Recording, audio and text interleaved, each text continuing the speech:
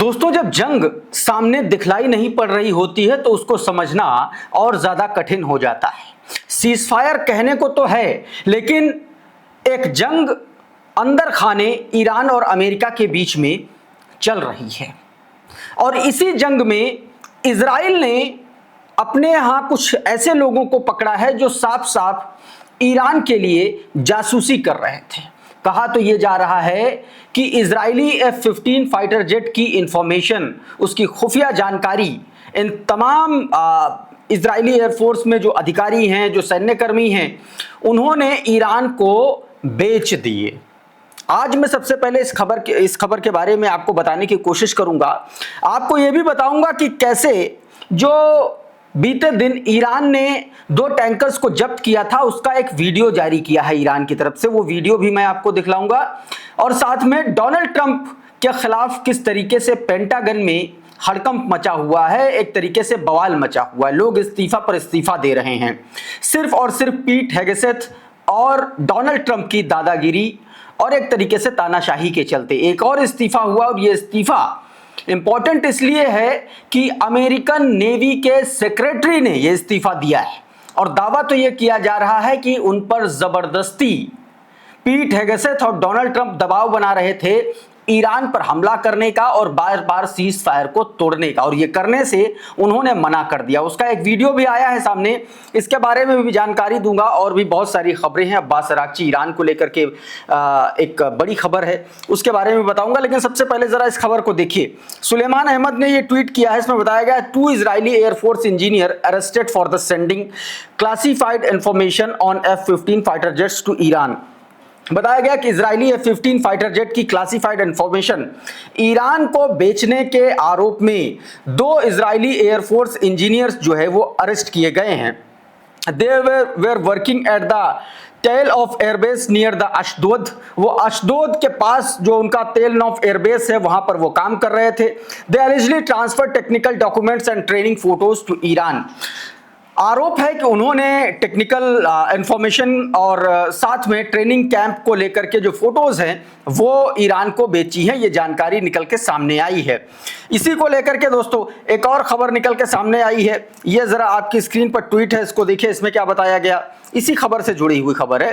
कहा जा रहा है कि सोशल मीडिया पर कुछ अपुष्ट सूत्रों में दावा किया गया कि इजरायली वायुसेना ने 2 टेक्नीशियंस को F-15 लड़ाकू विमानों से जुड़ी संवेदनशील तस्वीरें और तकनीकी डेटा ईरान को सौंपे। यह भी कहा जा रहा है कि ये कर्मचारी तेल नौफ एयरबेस पर तैनात थे और उन पर देशद्रोह जैसे गंभीर आरोप लग सकते हैं। दावा किया जा रहा है कि एक संदिग्ध पर पूर्ण राजद्रोह यानी कि ट्रीजन का मामला चल सकता है और उसके 8 सहकर्मियों को कथित तौर पर जानकारी होने के बावजूद चुप रहने का आरोप है। ये दोस्तों ये जानकारी इसमें लगातार सोशल मीडिया पर सर्कुलेट की जा रही है और अगर ऐसा होता है तो आप ये सोचिए कि जो ईरान की घुसपैठ है वो इजराइल में कहां तक है। जो काम मोसाद के लिए पूरी दुनिया में कहा जाता है कि मोसाद सबसे हाईटेक स्पाई एजेंसी है, अगर ये चीज निकल के सामने आती है तो आप सोचिए कि ईरान के पास जो स्पाई नेटवर्क है वो कितना खतरनाक है और अंदर तक इजराइल को तोड़ देने वाला है। एक और वीडियो ये जारी किया बीते दिन जब ईरान की तरफ से 2 टैंकर्स को सीज किया गया, वो सीजिंग की कार्रवाई को दिखाया जा रहा है। देखिए जरा ये वीडियो, ये फुटेज जारी की गई है IRGC की तरफ से। जिन कंटेनर शिप को नेवल बोट्स के जरिए सीज किया गया, उसको जब्त किया गया, दोनों जहाज़ों को, ये उसका पूरा का पूरा वीडियो दिखाया गया है। इसमें देखिए ज़रा किस तरीके से बोट आती है, फिर ये लोग शिप में दाखिल होते हैं, उस शिप को कब्जे में लेते हैं और वो देखिए तमाम सारी वो वीडियोज़ और तस्वीरें आप इसमें देख सकते हैं। इन कंटेनर्स को जो है और एक साथ कई बोट ने ईरानियन बोट्स ने इन कंटेनर्स को घेरा था और उसके बाद उनको जब्त कर लिया गया। खबर एक और आई है दोस्तों, खबर यह है और तमाम सारे जगहों पर इस बात का दावा किया जा रहा है कि ईरान के आसपास कई धमाके सुने गए हैं, धमाकों की आवाज़ें सुनी गई हैं और तमाम सारे लोग ये कह रहे हैं कि तेहरान के आसपास जो है हमले की खबर भी है। ज़रा ये वीडियो देखिए।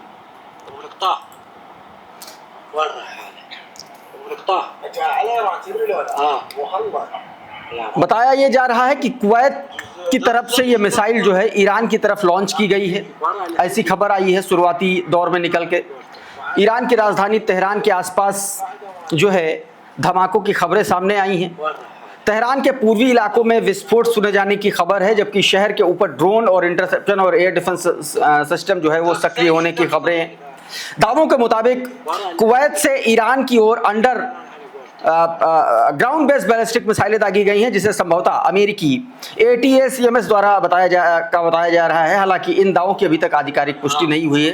दरअसल मैं आपको बताऊं, ये ईरान की तरफ से किया गया एक मॉक ड्रिल था, उसको लेकर के ये जानकारी निकल के सामने आई है। तमाम खबरों में इसकी जानकारी है कि हाँ ये इंसिडेंट हुआ था, लेकिन ये कहा जा रहा है, ये दावा किया जा रहा है कि ईरान ने अपने ही देश पर हमले की स्थिति से निपटने के लिए एक मॉक ड्रिल का आयोजन कराया था। ऐसी जानकारी निकल के सामने आ रही है। सुलेमान अहमद देखिए क्या लिख रहे हैं इसी को लेकर के, कह रहे हैं Israeli channels deny Israeli involvement tonight's coordinated strike across the Iran में जो कोऑर्डिनेटेड स्ट्राइक हुआ वो इजराइल ने डिनाई किया है। If an attack is underway it's implied that the Trump administration extended the ceasefire 24 hours ago. Now it's insisted American jets are strike Iranian cities. ये बात दोस्तों निकल के सामने आई है, लेकिन ये शुरुआती दौर की जानकारी थी, जिसको अब ये कहा जा रहा है कि ये दरअसल एक मॉक ड्रिल थी ईरान की तरफ से ही आयोजित की जाने वाली, ताकि आने वाले जंग या आने वाले हमलों से किस तरीके से निपटना है उसको एक तरीके से ये वार्म अप था ईरान का। अब्बास अरागची का एक ट्वीट आया। देखिए लगातार ईरान को धमकियां तो मिली रही हैं और ईरान के जो बड़े लीडर्स हैं, जो बड़े अधिकारी हैं, उनको लगातार अमेरिका और इजराइल माफ़ कीजिएगा, ये दोनों ढूंढ रहे हैं और निशाना बना रहे हैं। खबरें तो ये भी आ रही हैं कि ये जो सीज फायर एक्सटेंड किया गया है, ये मुस्तफ़ा अली खामेनी की लोकेशन को ढूंढने के लिए किया गया है। तमाम सारे लोग सोशल मीडिया पर इस तरीके की चर्चा कर रहे हैं कि जिस दिन मुस्तफ़ा खामेनी का ठिकाना मिल जाएगा उस दिन हमला फिर से अमेरिका शुरू कर देगा। ये बात तमाम सारे जियोपॉलिटिकल एक्सपर्ट हैं जो संकेतों में कह रहे हैं, बता रहे हैं। इसी बीच अब्बास अरागची का भी एक बयान आया, क्योंकि खतरा तो उन पर भी है। आपकी स्क्रीन पर वो कह रहे हैं कि अपने देश के लिए मरना मेरे लिए सम्मान की बात होगी, मुझे मौत का बिल्कुल भी डर नहीं है। अब्बास अरागची आपको पता है कि ईरान के विदेश मंत्री हैं और लगातार सबसे ज़्यादा मुझे लगता है कि इस पूरे सिनेरियो में, इस पूरे वॉर सिनेरियो में अगर कोई सबसे ज़्यादा वोकल रहा है तो उसमें से अब्बास अरागची और बाघेर घालीबाफ जैसे 2-3 ऐसे बड़े लीडर्स रहे हैं जिन्होंने सबसे ज़्यादा डोनाल्ड ट्रंप और इजराइल की लानत की है। इस बीच अमेरिका के भीतर हालात विस्फोटक हो चुके हैं और अमेरिका के भीतर जब मैं बता रहा हूं तो ट्रंप एडमिनिस्ट्रेशन में पेंटागन और पेंटागन का सबसे इंपॉर्टेंट विभाग इस वक्त नेवी है और नेवी सेक्रेटरी ने अपने पद से इस्तीफा दे दिया है। इस खबर को देखिए, सुलेमान अहमद ने यह खबर बताई है, बताया कि US secretary John C Fallon was fired for the refusing to follow orders. बताया गया कि ऑर्डर नहीं मानने के लिए नेवी के जो अधिकारी हैं, ये नेवी के सेक्रेटरी हैं जो जॉन सी फैलन, इनको निकाल दिया गया, इनको फायर कर दिया गया है। मधुरेंद्र कुमार देखिए क्या लिख रहे हैं, लिख रहे हैं कि अमेरिकी नौसेना सचिव जॉन फैलन को पद से हटाया गया। यूएस मीडिया के हवाले से रिपोर्ट से बता रही है कि नौसेना सचिव जॉन फैलन को पीट हेगेसेथ के साथ महीनों से चल रहे तनाव के बाद हटाया गया। हेगेसेथ फैलन के ट्रंप के साथ करीबी संबंधों से भी नाराज थे। फैलन द्वारा ट्रंप क्लास बैटलशिप का सीधे प्रस्ताव देना, जो पेंटागन चैनल को बाईपास करता है, विवाद की बड़ी वजह बना। सीधे तौर पर उन पर दबाव था कि आपको अटैक करना है, आपको सीज फायर को ब्रेक करना है और उन्होंने ये काम करने से मना कर दिया। देखिए अमेरिकन क्या कह रहे हैं, सुनिए जरा ये छोटा सा हिस्सा क्या हुआ है, क्यों असल में ये निकाले गए हैं, इसके पीछे की वजह सुनिए जरा। The same time too, it's real coincidence that this happens an hour before what we may be witnessing a resumption of the American war on Iran, breaking a ceasefire, basically betraying and double crossing again the Iranians. But is this the Secretary of Navy saying this is too much? I can't serve in a capacity like this with such dishonor. And now I think a lot of people out there would say he should have resigned the first day he was there. But, you know, is this gotten to the point where someone even like him says this is too much for me? तो ये हुआ था, order दिया था और refuse कर दिया गया और उसके बाद ये स्थितियां बनी। इस बीच अमेरिका के पूर्व विदेश सचिव, उनका जॉन कैरी का एक बयान आया निकल के सामने उन्होंने ऑन एयर CNN पर बैठकर कहा कि अगर मैं प्रेसिडेंट ट्रंप होता तो मुझे सच में ये चिंता होती, क्योंकि वो विदेशी युद्धों में न फंसने और अमेरिका में आम लोगों के रहन सहन का खर्च कम करने की बात करते हुए सत्ता में आए थे और ठीक इसका उल्टा हुआ। सुन लीजिए। As if the foreign minister Abbas Araghchi, who we did negotiate with, he was the deputy to my counterpart. It appears as if he was chastised and pulled back from his effort to say the straits are open. So the IRGC is maybe more powerful today than it was before this began, and that is not a good outcome. If I were President Trump, I'd be really concerned that he started out against foreign wars and for lowering the cost of living for average citizens in America, and the exact opposite has happened. Those costs are going up, and we are in another foreign entanglement. और दोस्तों एक और खबर आपको मैं बता रहा हूं, जो पाकिस्तान इस पूरे गेम में मीडिएटर बना हुआ है, उससे ईरान बहुत नाराज है, बहुत गुस्सा है, ऐसा कहा जा रहा है, ऐसा दावा किया जा रहा है। तमाम सारे जो जियोपॉलिटिकल एनालिस्ट हैं, एलेक्स वेंटारा ने यह दावा किया और कहा कि यूएस ईरान वार्ता पहले से ही अविश्वास और ब्लॉकेट विवाद के कारण अटकी हुई है, क्योंकि ईरान पाकिस्तान पर भरोसा नहीं कर रहा। तेहरान में सवाल उठ रहे हैं कि पाकिस्तान इन वार्ताओं में क्या कर रहा है? क्या पाकिस्तान अमेरिका के इशारे पर काम कर रहा है? क्यों वो ईरान को इस्लामाबाद आने के लिए दबाव डाल रहा है? सुनिए जरा क्या कहा गया। To its west.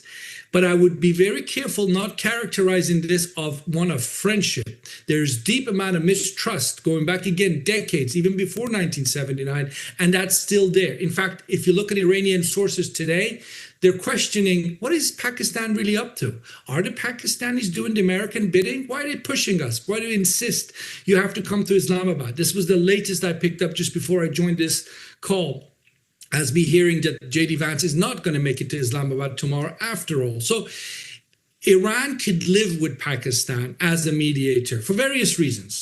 और अब खबर दोस्तों एक और, स्टेट ऑफ बाब अल मंदेब, उसको भी बंद करने की तैयारी शुरू हो चुकी है, लेकिन ये हौतीस की तरफ से नहीं है, सोमालिया की तरफ से है। देखिए जरा, ये रेयान रोजबियानी के ट्वीट बताया गया कि सोमालिया क्लोजेस बाब अल मंदेब टू इजराइल। इजराइल के लिए सोमालिया ने बाब अल मंदेब एक तरीके से बंद कर दिया है। दरअसल सोमालिया ने यह कह दिया है कि अब हम इजराइल के साथ कोई भी काम नहीं करेंगे और इजराइल के खिलाफ जो है चीजें होंगी। बताया गया कि it was not Yemen this time, this was the response to Israel negotiate Somaliland.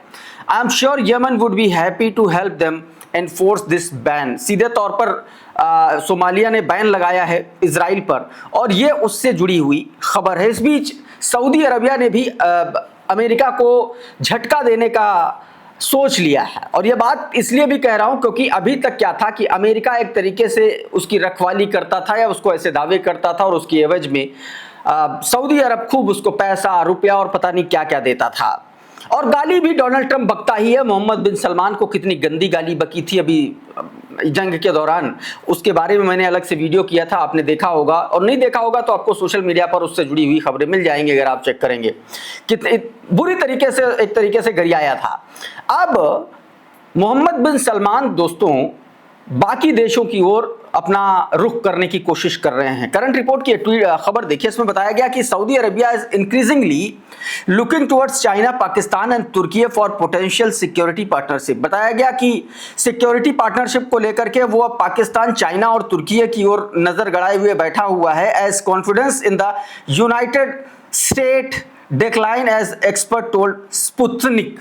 Sputnik के सोर्सेस ने ये जानकारी दी है कि भैया यूनाइटेड स्टेट ने एक तरीके से डिक्लाइन कर दिया है, मना कर दिया है। ये जानकारी दोस्तों कही जा रही, मतलब एक तरीके से जो कॉन्फिडेंस है अमेरिका को लेकर के सऊदी अरबिया का, वो लगातार कम हो रहा है, और इसकी वजह से उधर चीज़ें जो है ये तैयारी मोहम्मद बिन सलमान कर रहा है। ये जानकारी निकल के सामने। इस बीच देखिए, नॉर्थ कोरिया के जो एनवॉय हैं उनके साथ अब्बास अरागची की मुलाकात हुई है। ये तस्वीरें आपकी स्क्रीन पर हैं।